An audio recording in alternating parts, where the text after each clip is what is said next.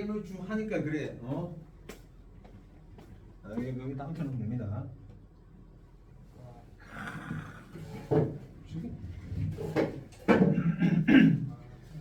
자, 4강 볼게요. 4강에서는 연군 지정이 나옵니다. 연군 지정, 임금에 대한 사랑을 노래하는 거죠. 자, 지금 한번 보자.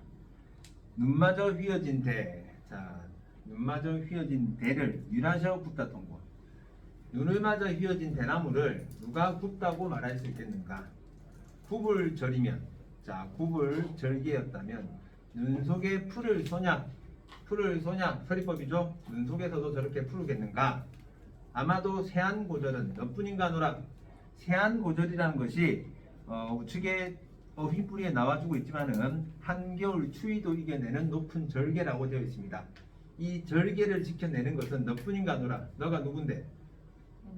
대나무. 자, 그렇다면 눈 맞아 휘어진데 눈 세모겠지. 시련과 고난이 될 것이고, 시련과 고난. 대 동그라미지. 이 대나무는 결국 뭘 나타낸다? 지조와 절개. 요 대나무가 결국 화자의 지향점으로 볼 수도 있겠죠. 화자의 지향점. 같이 볼 수 있겠죠. 그래서 이 눈과 대는 서로 대조라고 할 수 있습니다. 긍정과 부정의 시효이기 때문에 대조라고 할 수 있겠고, 풀을 쏘냐의 서리법, 너뿐인가 한노라의 너에다가 어인법. 자, 여기서 이 작품을 가지고 물어볼 수 있는 게 두 가지 유형이 있습니다. 두 가지 유형. 어떤 게 있냐면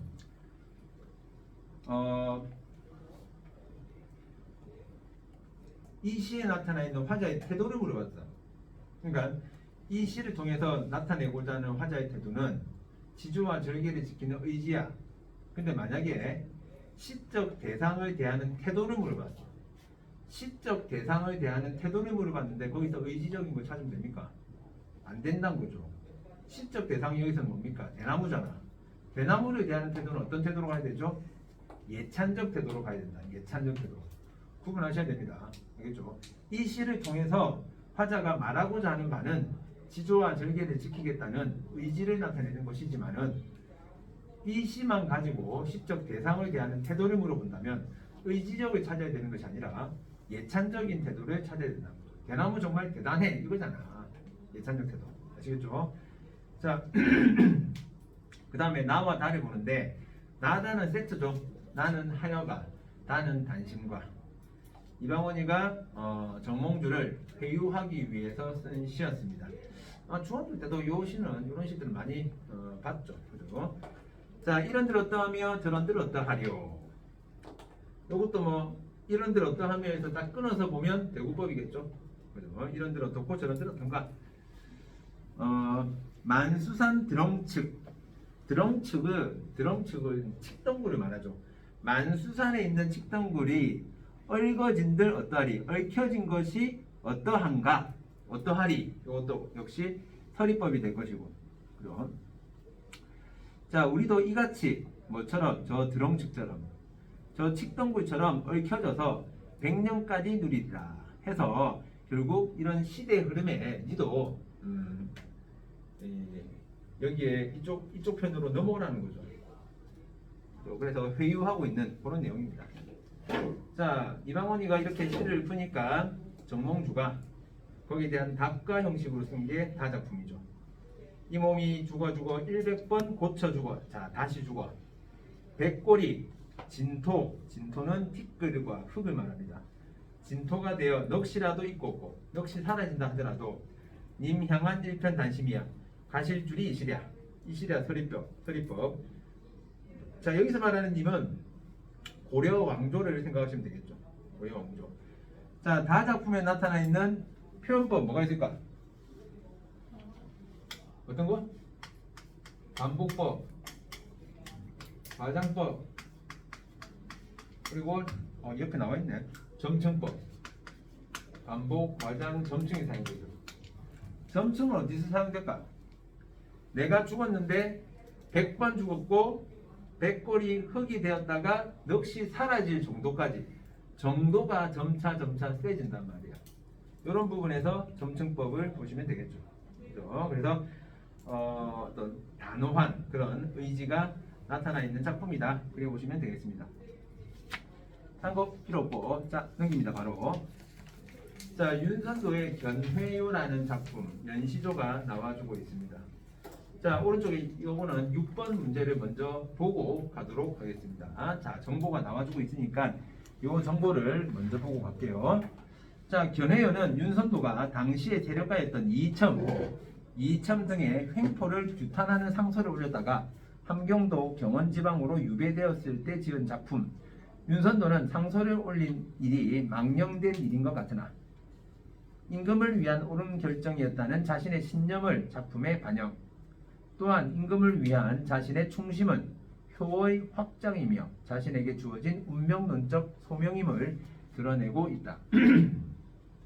여기 이제 이첨이라는 인물이 있는데 이첨은 간신 같은 인물로 보시면 됩니다. 근데 당시에 어떤 세도가였기 때문에 이첨을 고발하려고 하니까 주변에서 미쳤냐고 망령 들었냐고 이렇게 막 이야기를 했지만은 윤선도는 끝까지 자신의 어떤 주장을 펼치게 되는 거죠. 그랬다가 결국 어떻게 됩니까? 유배가게 되는 거지. 그지? 여러분 같으면 그렇게 하겠습니까? 못하겠죠? 나도 못해. 나도 못해. 이 했으면 우리 그 교과서에 실렸을 텐데.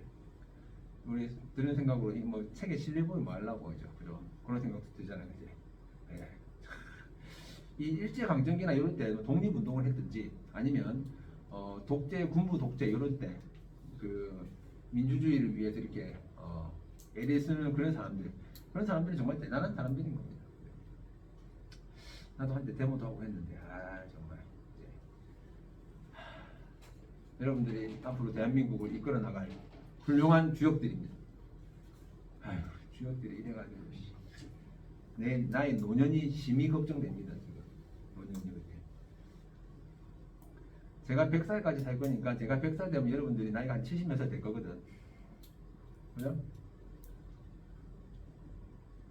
그때 제 100살 생일 때 제가 초대할 테니까 저 황제 중식 이런 데 와서 같이 짜장면 거죠. 그때까지 살겠지? 내가 더 오래 살 수 있습니다, 여러분들. 오해하시면 안 됩니다. 내가 더 오래 살 수 있어요. 슬프다. 근데 계약이 언제죠? 다음 주 수요일. 왜 이렇게 빨라? 다음 주 수요일. 그럴 동안이 길어요. 공사한다. 얼마나 깁니까? 한 석 달 됩니까? 두 달요. 보통 딴 학교도 다 두 달 아니야? 근데 겨울방학이랑 봄방학이랑 이어져. 좋지. 생각만 해도 좋죠. 여러분들 그 논에서 저 썰매도 타고 하면 되겠네. 시골에 사는데 그지? 다음 주 수요일.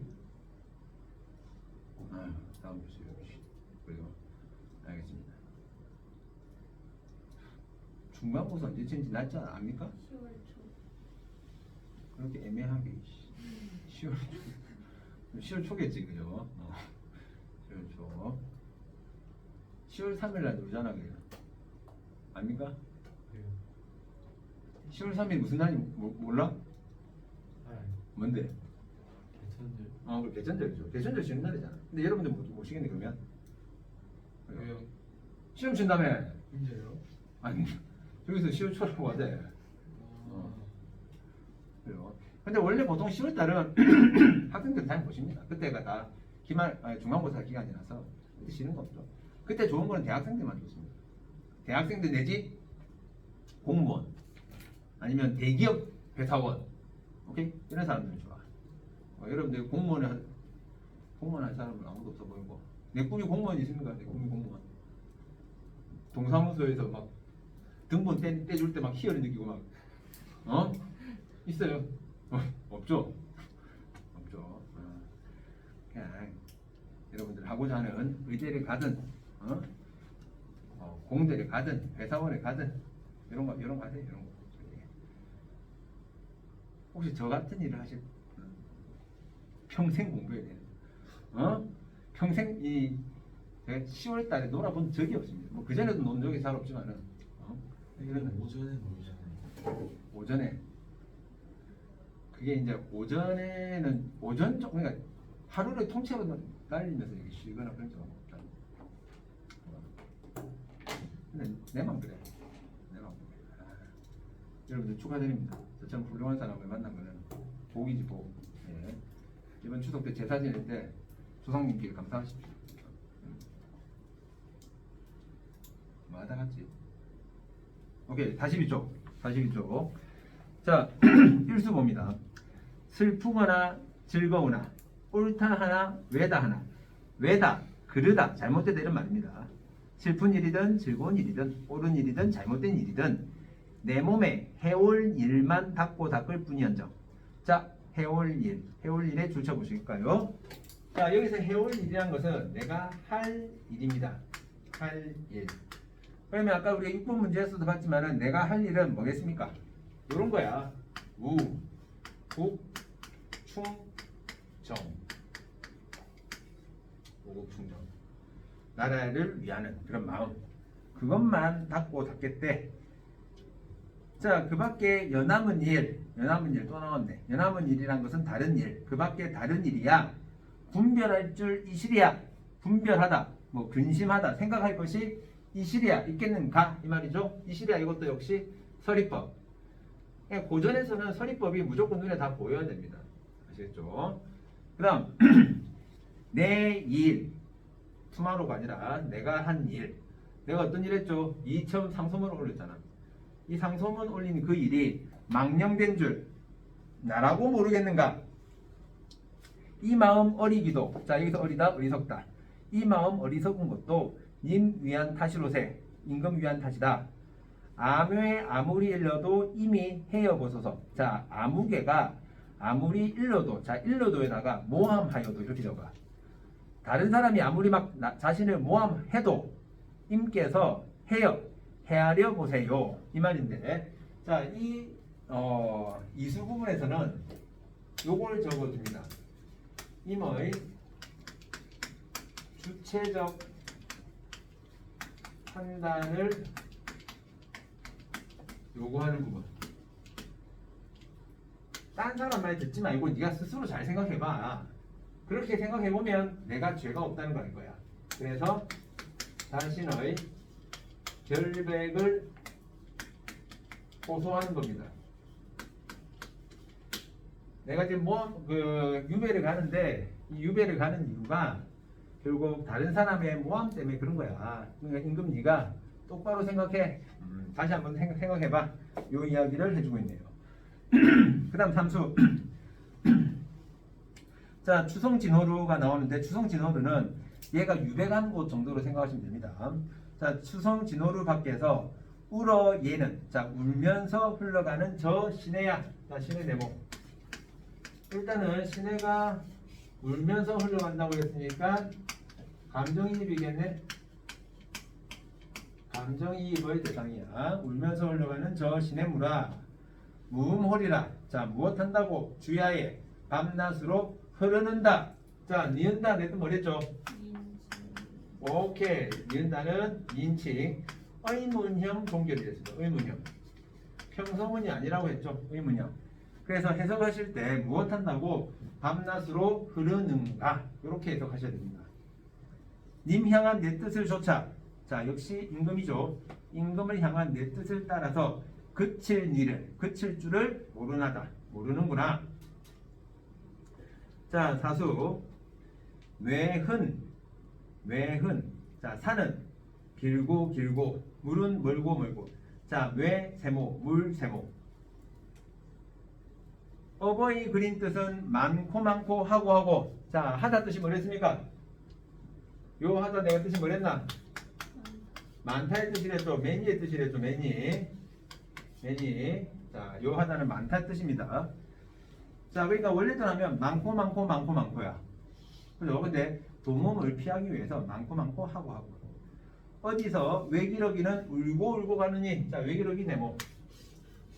똑같죠? 감정이입이죠. 그런데 요게 구분을 하셔야 되겠죠. 앞에 나왔던 시내는 임금에 대한 충성심과 관련되는 것이고, 외기록이는 효와 관련되는 부분이죠. 그죠? 임금에 대한 그리움의 감정이입은 신의, 부모님에 대한 그리움의 감정이입은 외기록이. 자, 아까 세모 친 것들은 뭡니까?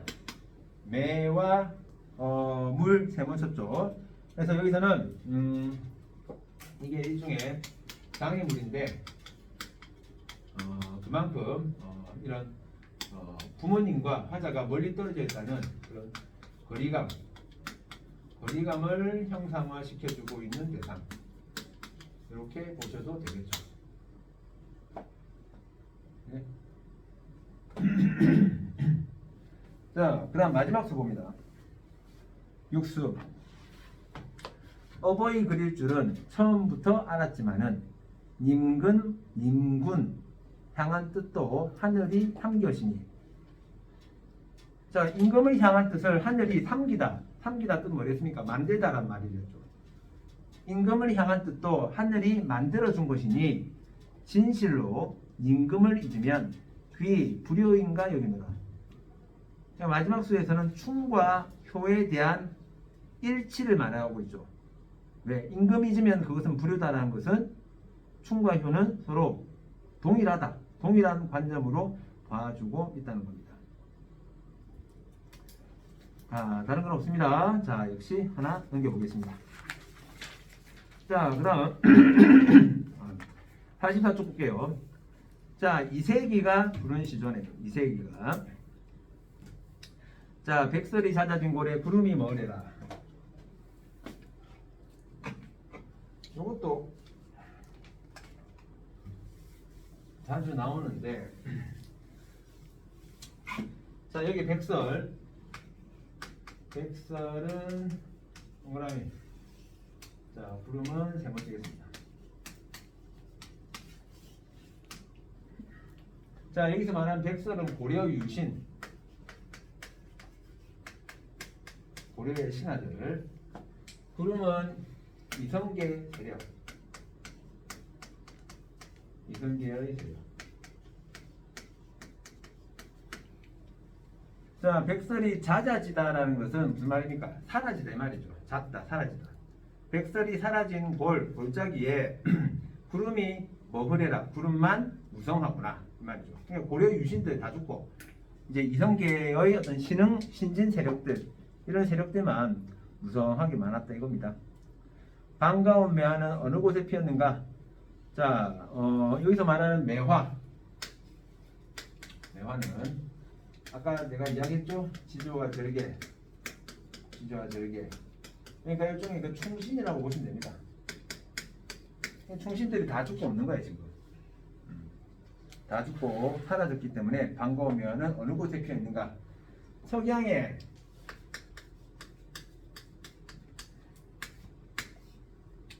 석양은 두 가지로 볼 수 있겠죠. 실제로 어떤 시간적 배경으로도 볼 수 있지만은 해라는 것이 의미하는 게 뭐였습니까? 해. 우리 앞에서도 했지만 해는 주로 임금을 나타내죠. 근데 해가 기울었다는 것은 결국 나라가 망했다는 거죠. 그래서 기울어가는 부분, 나라의 부분, 기울어가는 그 고려의 모습. 석양에 홀로 서 있어 갈 곳 몰라 하느라. 그래서 이 가는 관련되는 주제가 뭐가 됩니까? 이런 거죠. 망국의 비애. 자, 망국의 비애를 나타내는 한자성어 뭐가 있었죠? 맥수지탄. 한자성어 알아놓으시고.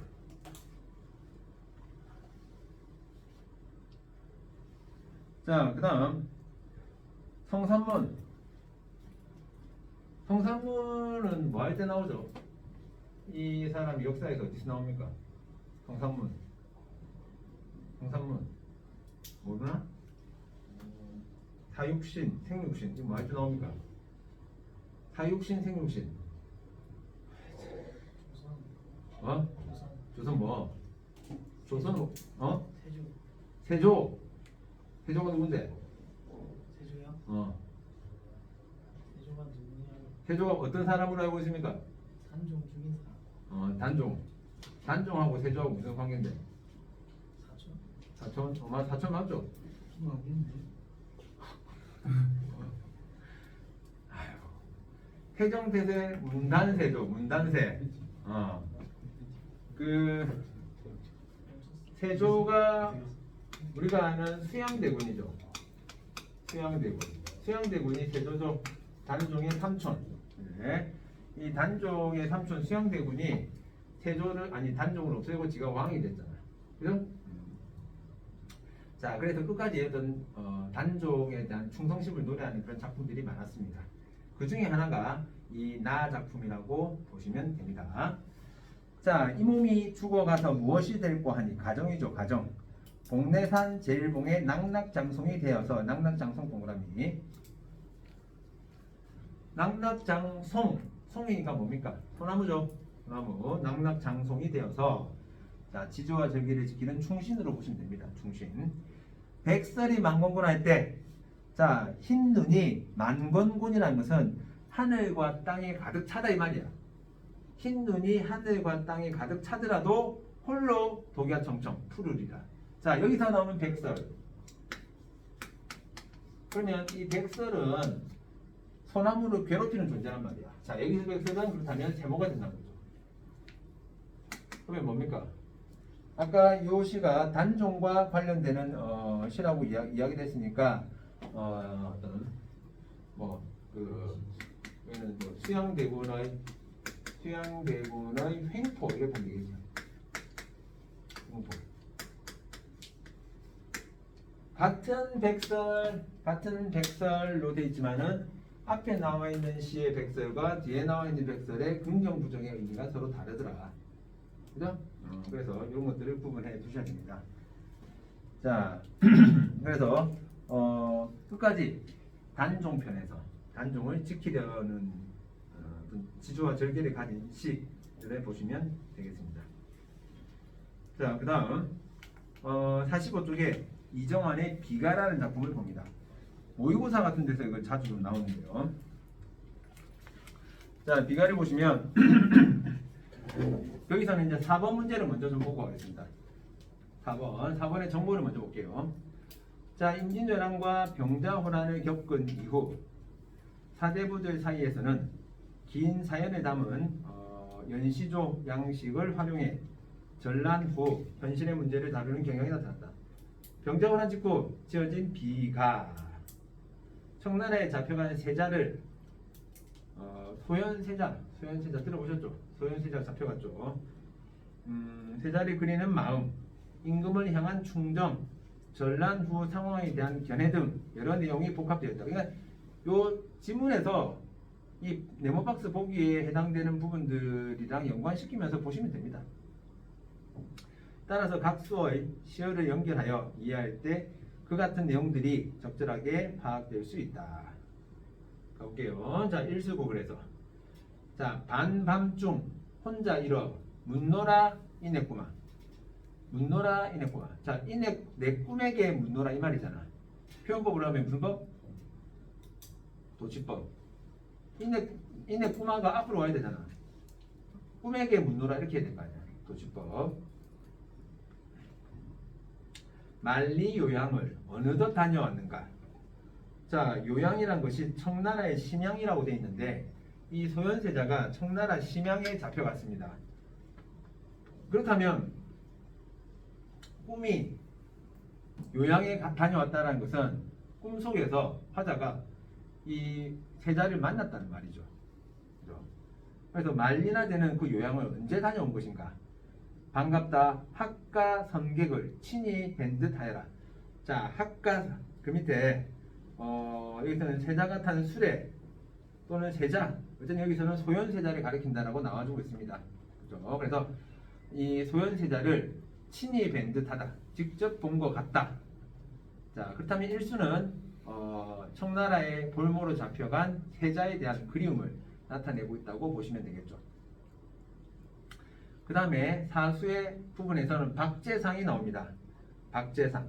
자, 그 밑에 여러분들 박재상 뭐 이름은 많이 들어봤을 건데 그 박재상 잠깐 어떤 사람인지 정보를 좀 보십시오. 신라의 충신으로 왕의 아우가 외에 볼모로 잡히자 그를 구하고 자신은 희생된다라고 되어 있습니다. 그래서 박재상과 관련되는 설화가 뭐가 있죠? 이 박재상 아내가 박재상 기다리다가 돌이 됐잖아. 망부석설화가 있죠. 망부석설화. 그 이야기도 여기서 나오겠죠. 자, 박재상 죽은 후에 님의 시름 알이 없다.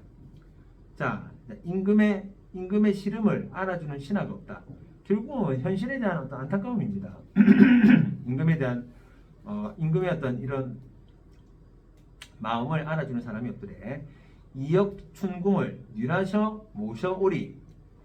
자, 이역춘궁 같은 경우도 이역이라는 데가 이역만리, 이역다향, 그러니까 이역이 멀리 떨어진 곳이니까 청나라 정도로 보시고, 춘궁이라고 했는데 이것도 그냥 소현세자로 보시면 됩니다. 그러니까 청나라에 끌려간 소현세자를 뉘라셔 누가 모셔올 수 있겠는가 이 말이죠. 역시나 뉘라셔 모셔오리 서리법에 해당되겠지. 자, 그냥 박재상 같은 경우는 지가 죽으면서도 신라의 그 왕의 아우를 구했는데 이 박재상이 죽어버리니까 지금 이 소현세자를 구해올 신하가 없다 이거야. 그러다 보니까 박재상이 죽은 이후에 임금의 시름을 알아주는 이가 없다 이렇게 이야기를 하는 거죠. 박재상 같은 신하가 있으면 좋겠다는 건데요. 지금의 치술령 귀혼을 못내 슬허하노라. 자, 치술령 귀혼이란 것은 이 박재상 일화와 관련된 그냥 그 이야기입니다. 이 박재상 이야기가 못내 슬허하노라, 슬프구나 이 말이죠. 결국 사수에서도 이 세자를 구해오지 못하는 것에 대한 안타까움 이걸 이야기해주고 있습니다. 자, 육수 조정을 바라보니 무신도 많아라. 문신이 아니라 무신이야. 이 말은 왜 하겠습니까? 아니 무신이 저렇게도 많은데 청나라하고 이런 굴욕적인 화친을 하고 살아가다니 아이고 한심한 것들 뭐 이런 의미죠. 신고한 화친을 누르두고 하는 것인고, 자 신고, 자 어려운 일을 당하여 몹시 애리씀, 고생하면서 한 화친은 누구를 두고 한 것인가? 슬프다. 조굴이 이미 죽으니 참승할 리 없으라. 자, 조굴이 뭐라 되어 있죠? 그 밑에 뜻 보시면 그냥 충신이야. 자, 충신이 없으니까 참승할 사람은 높은 일을 호위하여 수레에 같이 탈이라고 했잖아, 그지? 그러니까 결국은 왕을 모시는 사람이 없다 이겁니다. 여기서 지금 수레에 높은 일을 호위한다고 그랬으니까 임금이잖아, 높은 사람은. 조골이 같은 충신들은 다 죽고 임금을 모시는 사람도 없다. 자, 그런 상황에 대한 한탄. 그 다음 칠수 구중 달 밝은 밤에 성녀 일정 많으려니. 자, 달 밝은 밤, 성녀라는 것이 그 밑에 보시면 임금의 염려라고 되어 있습니다. 임금의 염려가 많다고 그냥. 이역풍상이 학가인들이 주소냐. 자, 이역 학가인들이 주소냐. 이 밖에 억만창생을 못내 분별하시도다. 억만창생은 수많은 백성을 말합니다. 그래서 분별하시다, 걱정하다 이 말이거든. 그러면 여기서 임금한테는 지금 뭐가 많다? 성녀가 많다. 그럼 성녀가 뭐에 대한 성녀입니까? 결국 여기 시에서는 지금 학가인들이 주소냐? 학가에 대한 걱정. 이 학가가 뭔데? 세자에 대한 걱정. 그 다음에 억만창생에 대한 걱정. 얘가 뭐라고? 백성. 그렇죠?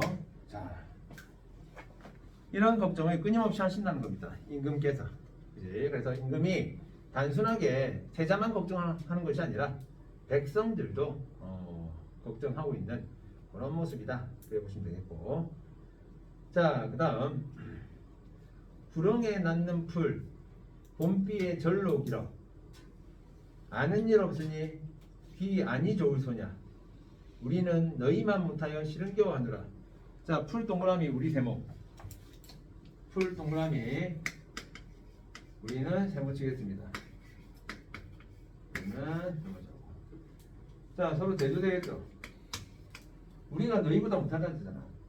그러니까 풀은 봄비에 저절로 길어서 아는 일 없으니 귀하니 좋으시냐. 여기서 아는 일이란 것이 이런 어떤 가슴 아픈 일 이런 겁니다. 그런 가슴 아픈 일들이 없으니까 그거 얼마나 좋다 너거는. 근데 우리는 풀이 너희들보다 못해서 싫은 게 왔네 이거죠. 그러면 풀은 뭐 적으면 돼? 여기다가 풀에다 뭐 적으면 돼?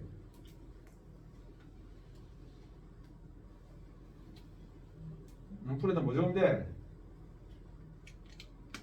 머릿속에 생각하고 있죠. 이거 지금 안 떠오르면 지금 문제 있는 겁니다. 지금 객관적 상관물이야. 보고 떠오르는 거는 아무런 의미 없습니다.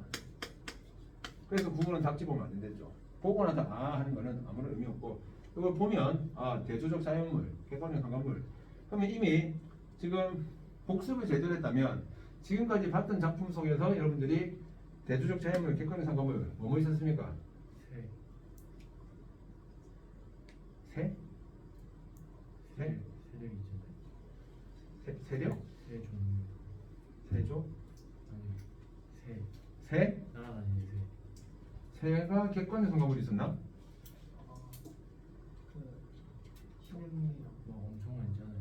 엄청 많죠? 근데 우리 지금 여러분들이 지금 배운 거는 아 꾀꼬리 말하는 건가? 우리 책에서 배운 내용들을 떠올려 보시라고. 여기서 배운 거. 황조가에서 꾀꼬리 우리 했었고요. 황조가에서 꾀꼬리 대조자료 나왔고, 동동에서 시냇물, 동동에서 시냇물 나왔고, 정지상에 송인했습니다. 송인에서 풀 나왔고요. 송인에서 풀. 그리고 이정환의 비가에서 지금 풀 나왔습니다. 지금까지 총 4개 맞습니다. 4개. 머릿속에 이게 연결이 돼야 된다고. 연결이. 이해죠? 문학은 복습입니다. 복습. 그리고 2학년 때 여러분들이 결국 한 학기 동안 내도록 문학만 할 건데 이런 작품들은 역시나 보기로도 다 활용될 수 있는 그런 지문들입니다. 그러니까 꼭 복습을 하셔야 됩니다. 복습을 객관적 상관물 알아놓으시고 자 마지막 수봅니다. 부수 조그만 이 한 몸이 하늘 밖에 떨어지니 오색 구름 깊은 곳에 어느 곳이 서울인가? 자 일단 하늘 밖에 떨어져 있다는 것은 임금과 화자가 떨어져 있는 상황입니다. 임금과 떨어져 있는 상황이고 오색 구름 깊은 곳에 어느 곳이 서울인가? 아마 서울에 임금이 있겠죠. 바람에 지나는 건불 같아서 갈 길 몰라 하더라. 자 건불도 뭐라 되나? 마른 나뭇가지나 낙엽다리라고 돼 있거든. 그러면 건불 같다 누가? 화자 자신을 얘는 뭐에다 빗대고 있습니까? 건불 같다라고 표현해주고 있단 말이야. 왜 자신을 건불에다 빗대고 있습니까? 낙엽이라는 것이 가치가 있는 게 아니잖아. 바람 불면 부는 대로 이렇게 흩날리는 그런 애야. 그러니까 바람에 지나는 건불 같다라고 했으니까 어떻게 이 상황을 해결하지 못하는 그런 무력감 또는 거기에 대한 부끄러움, 무력감과 부끄러움으로 화자의 모습을 건불에다가 빗대고 있는 그런 내용이 되겠네요.